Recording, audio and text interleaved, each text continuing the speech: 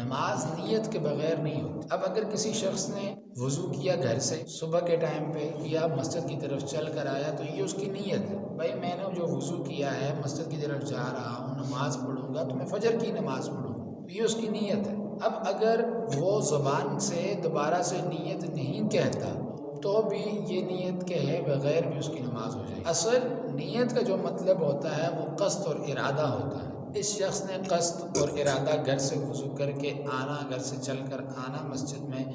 مسجد میں نماز کا انتظار کرنا، یہ سارا جو ہے یہ اس کا وہ قصد اور ارادہ ہی تو ہے، لہٰذا اس کا وہ قصد اور ارادہ جو ہے وہ نیت اس کی بن چکا۔ دوسری چیز، اگر کسی شخص نے نیت کی، اب وہ فجر کی نماز میں کھڑا تھا، گھر سے نیت یہی کر کے آیا تھا کہ میں نے فجر کی نماز پڑھنی، لیکن نماز کی نیت باندھتے وقت اس نے ظہر کا نام لے لیا۔ نیت پڑھتے پڑھتے جیسے ہماری اردو یا ہندکو کے اندر ہے کہ پڑھتا ہوں خاص واسطے اللہ تعالیٰ کے منہ میرا کعبہ شریف،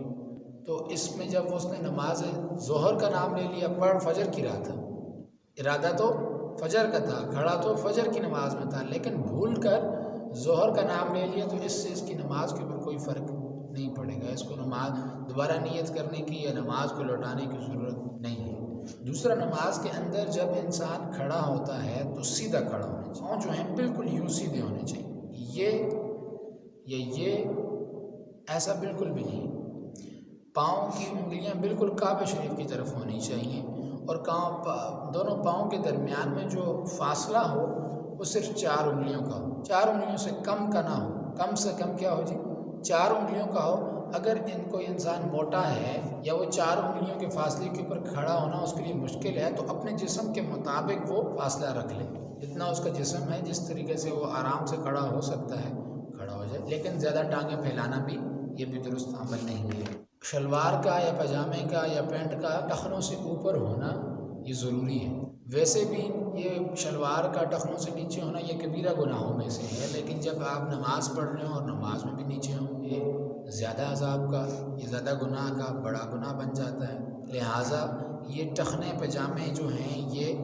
اوپر ہونے چاہیے۔ اسی طرح ایسے کپڑے پہن کر نماز میں کھڑے ہونا جو کپڑے بالکل باریک ہوں، جس سے جسم نظر آتا ہو۔ عورت کے لیے تو ایسا کپڑا پہن کر اس کی نماز ہی نہیں ہوتی، لیکن مرد اگر اس کا سطر چھپا ہوا ہے، کیونکہ مرد کا سطر تو ناف سے لے کر گھٹنوں تک ہے، ناف بھی چھپی ہونی چاہیے، گھٹنے بھی چھپے ہوئے ہونے چاہیے، مرد کا سطر چھپا ہوا ہے تو اس کی نماز ہو جائے گی، لیکن اگر عورت ہے اور اس کا کپڑا باریک ہے تو اس کی نماز نہیں ہوگی۔ مرد حضرات کے لیے باریک کپڑا پہننا یہ بھی درست عمل نہیں ہے، لیکن اگر سطر چھپا ہوا ہے تو چلیں اس میں اس کی نماز ہو جاتی۔ نماز میں قیام اور رکوع کی حالت میں گری ہوئی ٹوپی اٹھا کر پہننا یہ بھی جائز نہیں۔ اگر انسان ہے ٹوپی اس کی گر گئی ہے تو یوں ہاتھ لے کے جائے گا، اٹھائے گا رکوع کے اندر، پھر سر میں رکھے گا، تو اس کو عمل کثیر کہتے ہیں۔ تو عمل کثیر جب ہو جائے، عمل کثیر کا مطلب یہ ہے کہ 3 مرتبہ سبحان اللہ کہنے کا جو وقت ہے، اس سے زیادہ وقت اگر کسی نے لگا دی تو یہ عمل کثیر ہے۔ اسی طرح کوئی انسان ہے بار بار اپنے کپڑوں کو درست کر رہا ہے تو اس سے بھی اس کی نماز مکروہ ہو جاتی ہے، عمل کثیر سے نماز ٹوٹ جاتی ہے، فاسد ہو جاتی ہے۔ بغیر سر کے اوپر ٹوپی رکھے یہ بھی نماز کو مکروہ کر دیتا ہے۔